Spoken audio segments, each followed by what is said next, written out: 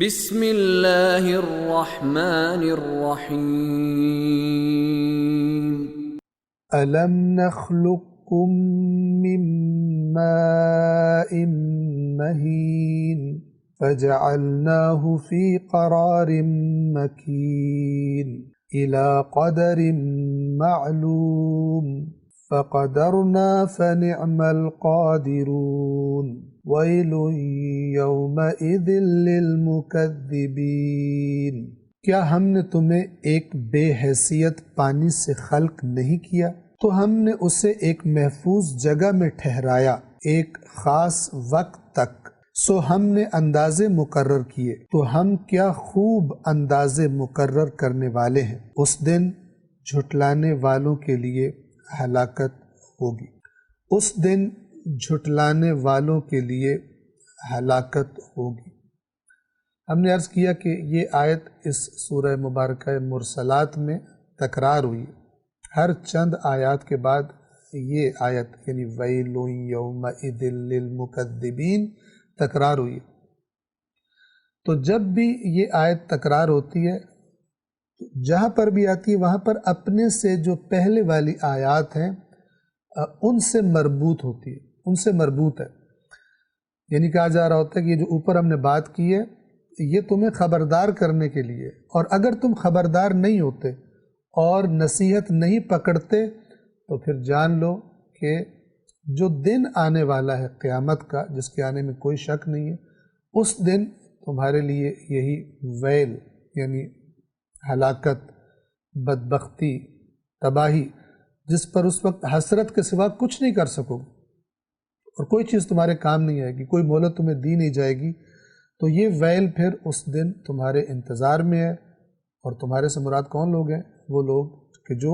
مکذبین ہیں، تکذیب کرنے والے، یعنی اللہ کے نبیوں کے پیغام کو، ان کی دعوت کو جھٹلا دینے والے۔ تو پس اگر ان اوپر والی آیات کو دیکھا جائے تو گویا قرآن یہ کہنا چاہ رہا ہے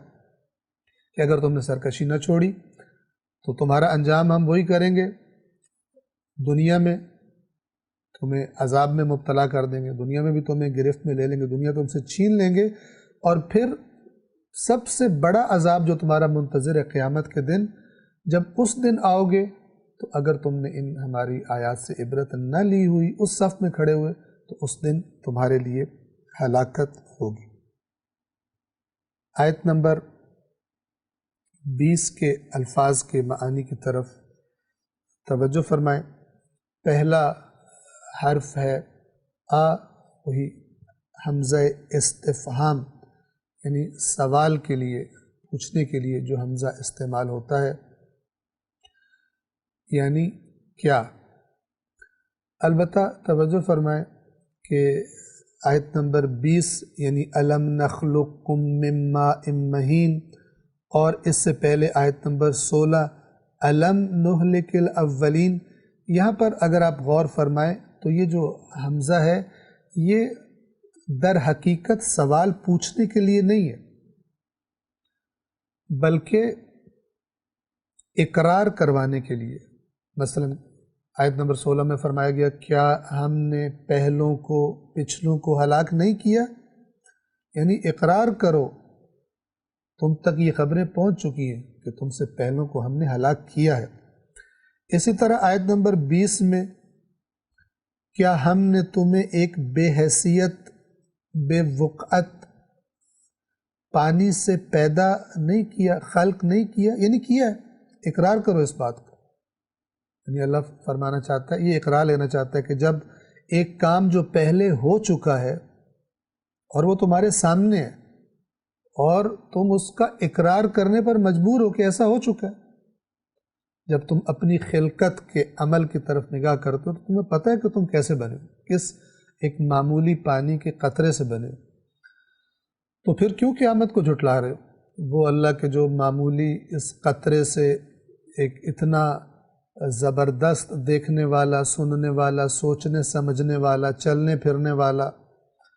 انسان پیدا کر سکتا ہے، بنا سکتا ہے، تو وہ دوسری دفعہ بھی اس کو بنانے پر قدرت رکھتا ہے اور ہر چیز کو بنانے پر قدرت رکھتا ہے۔ تو بس یہ جو یہاں پر